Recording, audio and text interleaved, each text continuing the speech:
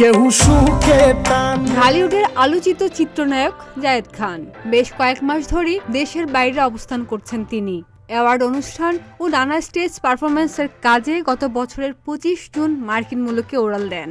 এরপর 8 মাস কেটে গেছে, এখনো দেশে ফেরেননি নায়ক। দীর্ঘদিন আমেরিকায় থাকায় এই নায়ককে নিয়ে সৃষ্টি হয়েছে নানান গুঞ্জন। কেউ কেউ মনে করছেন বিগত সরকারের সঙ্গে যোগ থাকায় আটকের ভয়ে দেশে ফিরছেন না তিনি। আবার কেউ মনে করছেন হয়তো বিয়ে করে সংসার পেতে যুক্তরাষ্ট্রেই থিত হয়েছেন নায়ক, তাই দেশে ফিরছেন না। সম্প্রতি গণমাধ্যমের মুখোমুখি হয়েছিলেন জায়েদ খান, জানালেন বিয়ে সংসার না করলেও সেখানে ব্যস্ত তিনি।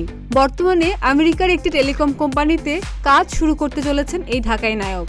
বিয়ে সংসার কবে বাঁধবেন এমন প্রসঙ্গে জায়েদ বলেন, এখানে বিয়ে করে সংসার করব এমন চিন্তা ভাবনা মাথায় আসেনি।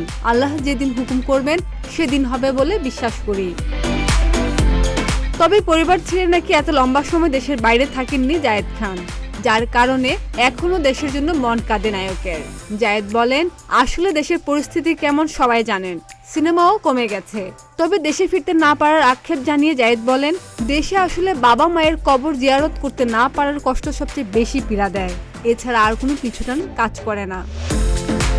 খাদিজা নিপা, প্রতিদিনের বাংলাদেশ।